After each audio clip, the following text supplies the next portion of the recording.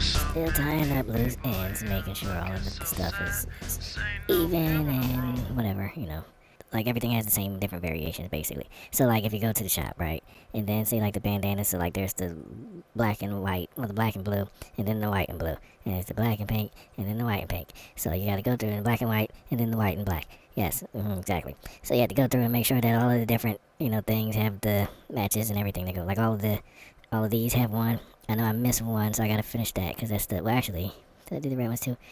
Whatever.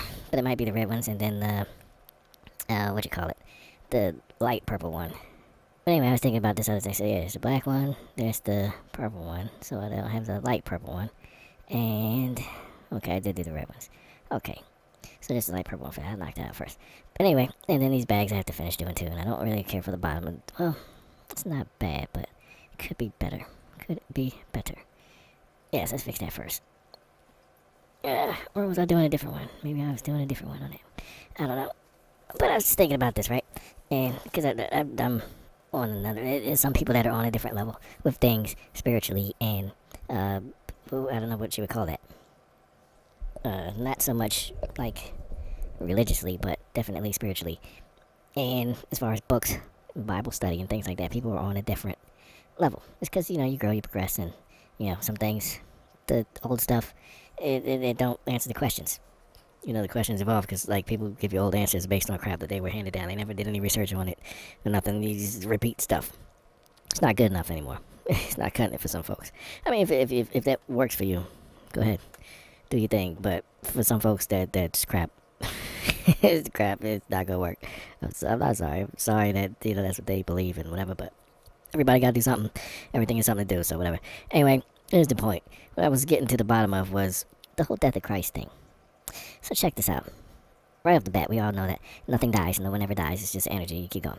Okay. We all know that.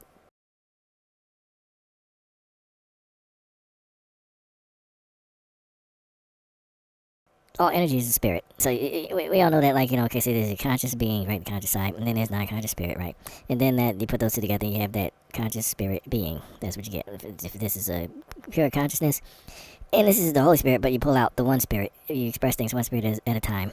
So one individual conscious fragment and one spirit fragment, right? Okay, so pure consciousness, you pull out spirit of humanity. There you go, conscious human being, conscious humanity, conscious human being. See, individual spirit being, which is the soul. Spirit here, spirit of humanity, conscious spirit, soul. There it is, right there. You house the soul and the consciousness in the shell. There you go. You express that, you embody that. You get what I'm saying. Anyway, so Christ, Yeshua, right? Okay, Spirit of Christ, Yeshua, Holy Spirit spits out Spirit of Christ, and then Yeshua is the walking around in the skin and whatever. All right, anointed one, or whatever you want to call it, Christos and blah blah blah. There you go. So we all know that this never dies. Okay, and this never dies either, right? So prove how you prove it. You prove. How do people say that you died, right? But you were still alive to go to hell and get the keys, and to triumph over death. You would have to be alive. Like, no one ever won a fight by dying. You see what I'm saying? You can't beat death. You can't triumph over death if you're dead. If you die in the process. Because then you'd be dead. And there would be no you to triumph over anything. So, something different happened there. And when you talk about the keys to hell, and everything being expressed one of three ways. You have physical. You have your... Where's it at? There you go. There you at. Where you at? There you go. Peanut butter jelly. So anyway, yes. You got the three things, right? So everything is expressed for the most part. Yeah, there's other ways of expressing things, but everything for the most part. For example, like the mind is split into two, and really three, because it's you in the middle, using one, and then the other. That's how all this stuff works. It'd be you physically approaching something, right? Or, matter of fact, it's usually you mentally approaching something. And let's say somebody dies, physically, quote-unquote, dies, right? You're going to look at the physical body and say, they're not in there, so who is they that are not in there? There's obviously something spiritual going on. So you're going to use the physical to figure out the spiritual thing. But what's really happening what's the key component in the middle? The mind part. Because that's who's engaging in the spiritual stuff and who's engaging in the physical stuff.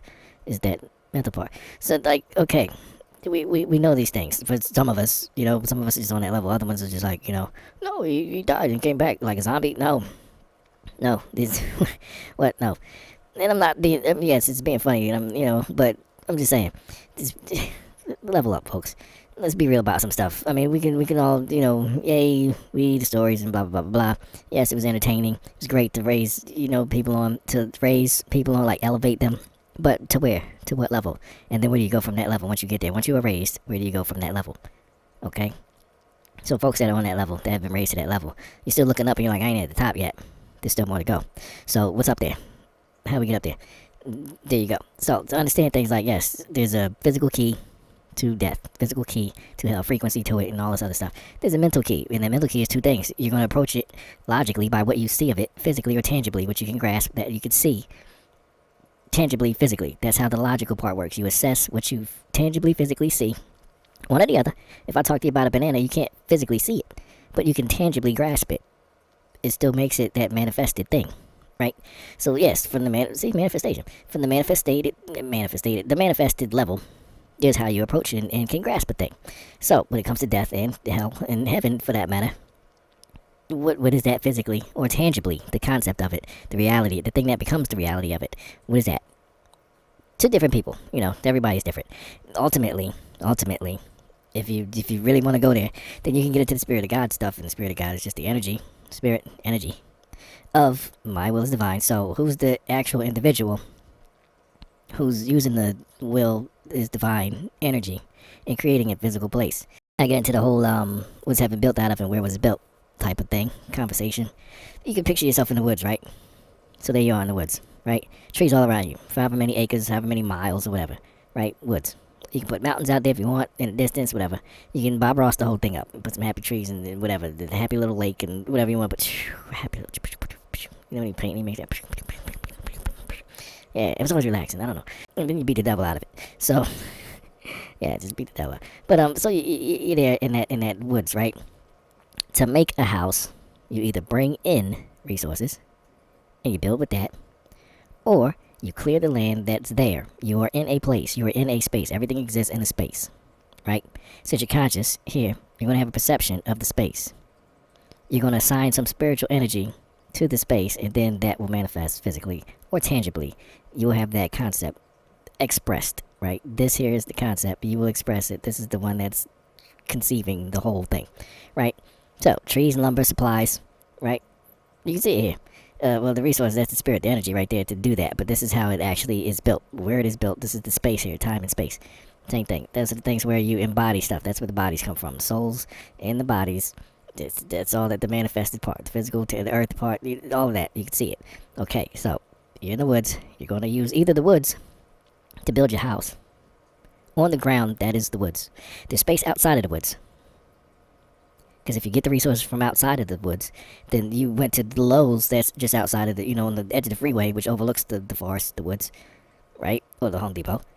Or, Harbor Freight. Wherever you went. To the lumberyard, whatever. You know what I'm saying? You went to the quarry because it's crunchy. You went to wherever you went to get the resources, right? And then you bring them back into the forest. You still got to clear the ground. You still have to clear the forest. You have to manipulate whatever is there to build what you want. It's like the mind. You're always taking energy and then you're processing it and forming it into something. You're creating this reality all the time. There's thoughts, but you have to think them, right? And then what you think of the thoughts, what you think, and why you think that, determine what the thoughts are, if they're good or bad, or blah, blah, blah, blah. That reality, that's what the reality is. Is it good or bad? The whole for me thing, the selfish part, my will is divine, because everyone's acting in that. Don't act like you're not. Everyone's doing that. No one a thing that's conscious, that whole spiel, right? Boom, there you go. Pew. Pew, pew, pew. I'm working with you. No one or thing that is conscious to the point of being, thinking, and expressing. Spiritual, mental, physical, tangible, okay? Being, thinking, and expressing.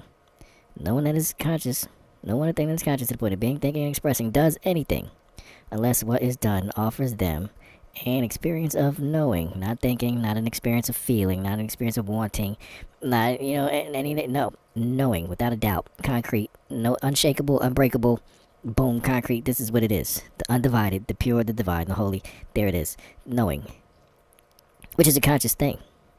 You don't need to know if you're not conscious, everything just is what it is, period, and you just leave it at that. But since you're conscious, no one thing that's conscious, does anything unless what is done offers them an experience of knowing. divinity of self in the now. Right now, you are knowing what is the divinity of yourself. You're the divinity of yourself in the moment, the divinity of the moment, the divinity of yourself, and the whole connection of all of that. Divinity, the wholeness, the together, undivided, the pure, everything. Like the Holy Spirit. WHOLY is the pure, the undivided, and blah, blah, blah, blah. Right? Okay, so you're acting into your divinity. This is, me, my will is divine. This is what you're doing. Everything that is conscious is doing that. Everything, regardless of what spirit you're expressing, everything that is consciously expressing a spirit is doing that. That is the why. For anything that is a why, that is why. If there's ever a question of why for anything, my own opinion, sure, but what else you got? Put it in the comments, as they say. Don't put it in the comments. Think it to yourself if you ain't trying to really break that bread. But I'm breaking bread with you here. So there you go. Anything conscious, that's the reason why you're doing anything. Anything that gets done, there it is. That's it. So when you're building your little your spot in the middle of the woods, right? You either bring the stuff in from outside or you're using what's there. So now you've constructed this whole thing in this space. What's outside of that space? Where did you get the idea for what you built? You had to get it from somewhere. For example, if you say let there be light, that means you've experienced light. Why would I bring that up? Anyway, Genesis 1. King James Version, everybody know King James is crazy. But anyway, whatever. It's one of the most common ones. We can all agree that this is, if you're just going to read some stuff, this will at least give you a basic sense of what's said, right?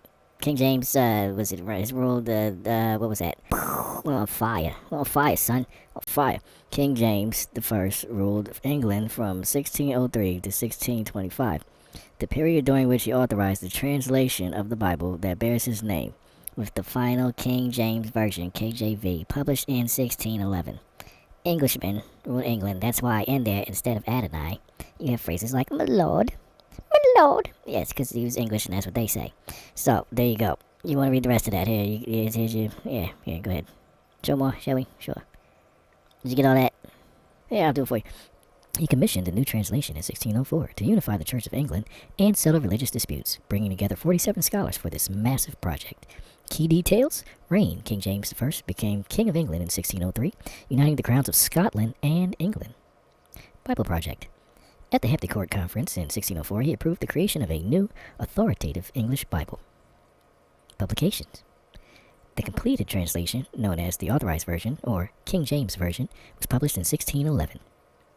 1611 is well after the year 33, when somebody who lived 33, right, died at 33. And then give or take a year, because there's no year 0. It goes from year 1, then it counts down, year minus 1, to year 1. There's no year 0. So what people like, Christ was born in year 0. Nah, he was born in year 1. There was already a year already, so he was a year late. Whatever. Purpose. The goal was to create a single, nonpartisan Bible to reduce religious conflict in his kingdom. To reduce religious conflict in his kingdom. Not to get the truth out. Not to tell you what it actually says. To reduce religious conflict. Not economics. It had nothing to do with that. He was handling that. You can enslave people, but this religion business, they can't get it together. So how do we shut them up on that? So then we can get back to running the other business. I can't control these people. I can control them everywhere except this religion thing. And they're willing to die for that. So I gotta get a grip on that.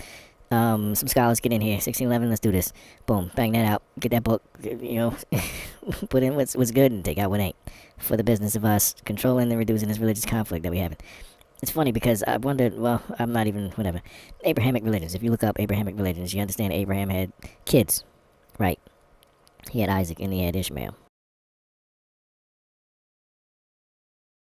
Ishmael is where Islam comes from. Isaac is where Christianity comes from, where Judaism comes from. Judaism then was diverted and whatever you want to call it, splintered off, or whatever. There was a sect. It became Christianity, whatever. Gnosticism, blah, blah, blah, blah, blah, blah, blah, whatever. Nobody cares. That's the split right there. The Abrahamic religions. Point being, there we go. Genesis 1, King James Version. Now you know who King James is. You know when he ruled and stuff like that. Hey, other proof for stuff. So you got King James right here. 1603 to 1625, right? 1603 to 1625. In that translation of the Bible, 1604, right? It's when he started it, finished in 1611. So for like 7 years, there you go, yeah, 7 years, whatever. They was working on this thing, right? Okay. For anyone interested, the word Lord originated from the Old English term Halford. Halford. Whatever, a compound of half, bread or loaf, half, and weird, meaning loaf keeper. He was the loafer, or the guardian of the bread. First appearing before the 12th century. This title describing a chieftain providing food for followers is just a chieftain providing food for followers. Evolved into the familiar Lord, used my Lord, used for feudal rulers and later God. For feudal rulers and later, feudal rulers first, and then later, God. Just stop. Hey, look, I'm just saying. This is, hey, here, for the folks who want the rest of that. I'm not reading it for you. You pause the screen or whatever, and then you read that. We got stuff we get into here. Alright, there it is. And we're moving on. For goodness sakes. Alright, Genesis 1. Here we go, King James Version, right? Follow the bouncing ball. In the beginning, begningding,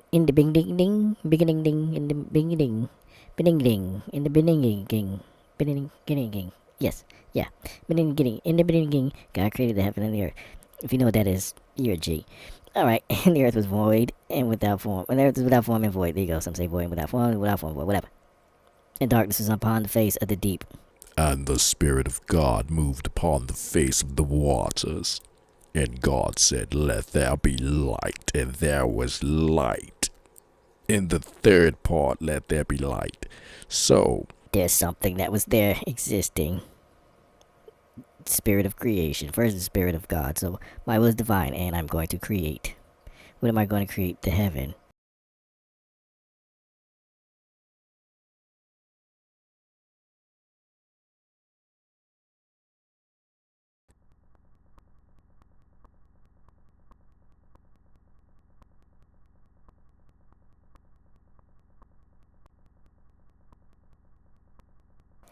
And the earth. So heaven was okay, but I'm going to need to make an earth too.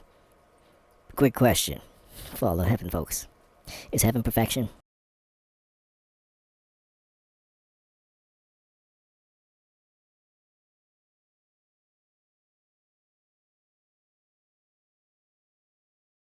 And this ties into our point here.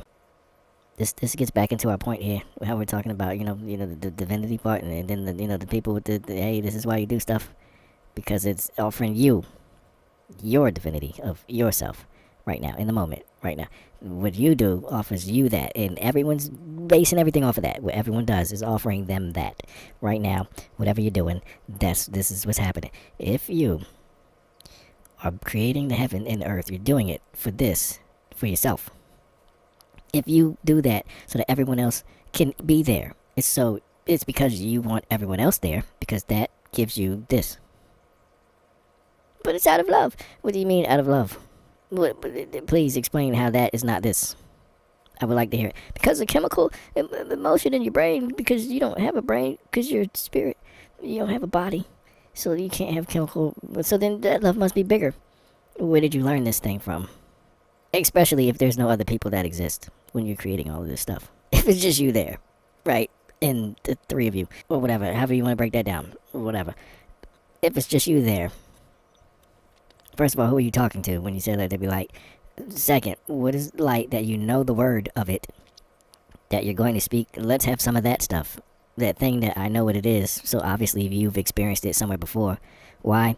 Because the place where you built heaven, the ground that you built the heaven, the woods, obviously existed in some place that had light. And you knew what the light was, just like you knew what the walls are to build the heaven in walls. I'm just saying, your thoughts on that. All the things that go into, like, nothing's really created. Everything is just manipulated. When you create a house, you just manipulate the materials that were there to build the house. The materials, like drywall, It's just manipulated plaster and the paper and everything else. You use that to form drywall. The screws are metal that came from the earth. You manipulate it, you melt it down, you form it, and what's created? The earth was created out of what? Molecules. So you manipulate it, the molecule, but the molecules is what are they made out of? I'm serious. You can trace everything back. I'm just a believer in this. You can trace everything back to one point. Everything must have came from one point, right? One point. To me, how I see things, and you can do say it however you want, whatever.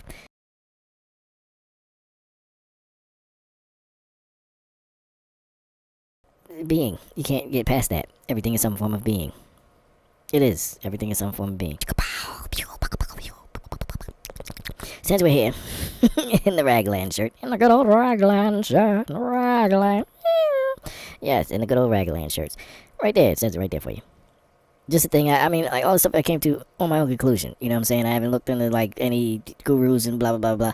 As a matter of fact, I sat back and I read Bible stuff, and then I looked at other books, some kind of science crap, you know, and, like, a couple of videos on just how things are created and blah, blah, blah. And the thing I was trying to do was figure out, basically, what's the one point that everything comes from? When you think about it, everybody goes into the Word of God. Okay, so if everyone believes it, well, if it's religious people, particularly Christian religious people, believe in trinities, right?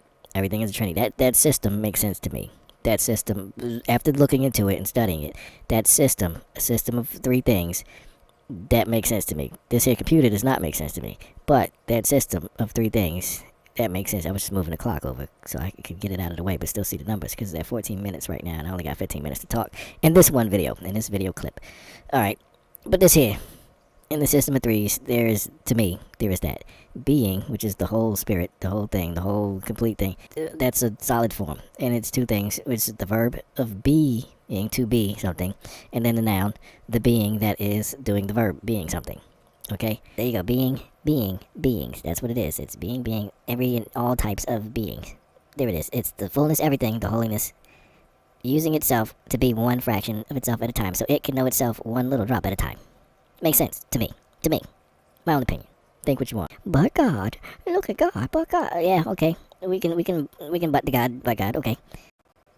Pew, there you go, by God. Like I told you before, there's the whole thing, pure being, the conscious part, and then the spiritual part, the non-conscious part. So the whole thing is split between those two. Says me. This is just the thing I figured out, and then I drew it myself as I was thinking on it and studying on it and meditating on it and blah, blah, blah, blah. Back when I had the time, before stupid money, right? So, yes, back when I was free, all this stuff came in. So, you can take this pure full being, everything, right? You can take your conscious being, and then, essentially, you understand yourself, because all this is knowing yourself. That's all this is, a system of knowing yourself. And then you express yourself here. You get it? You express yourself. So you can look in the mirror and see yourself. When you look in the mirror, do you see your whole body? No. You see an image of your whole body, but you don't see your whole self until you look at it one piece at a time. And then the more you focus on one piece, the more you see that one piece clearly. When you see everything, you see no thing clearly. Really, look at a picture of a forest. Which tree looks the best? You have to focus on that one tree. You have to look at one thing at a time, and then another thing, and another thing, and another thing, and that's how you accurately can see everything. You can view everything, but you can't clearly see it. You can see everything, but you can't clearly see it. It's in your cone of vision. But what is it? It's a big blurry blob. It looks fantastic. It's just a massive chef's kiss. What is it? I don't know. It's wonderful is what it is. Magnificent. Yes, it's riveting. Great. What is it? Stuff. So anyway, there you go. Yes, I believe in God, but in more ways than a lot of people do. in way more ways. Because I believe there's a conscious being who's using the spirit of God to do that thing. Conscious being God. That's just my own opinion, my own thoughts on the thing, my own thoughts on the thing. You don't believe it? I mean, I'm not trying to sell you the book. As the guy said, talking about why slavery should still exist. Oh man, how the South was right, whatever. But wow, that was it was a video it was a Vice video. You can look it up, talk about how slavery still exists today, and it actually went to the South of people who are like still sharecroppers and everything. Like today, like whatever day you're looking at this video, it's probably still happening today. There's people who are sharecroppers in slavery systems in America today. And it's probably going to get worse. It's just going to, I mean, come on, 2026, this is going to get worse. Until somebody stops it, but there's going to be a lot of bloodshed to do that. Nobody's willing to do it, so it's going to be our blood and your blood that gets shed, and not the people who should be murked. But whatever. Whatever. It's all money and stuff that anybody got time for. You ain't got time to watch this video.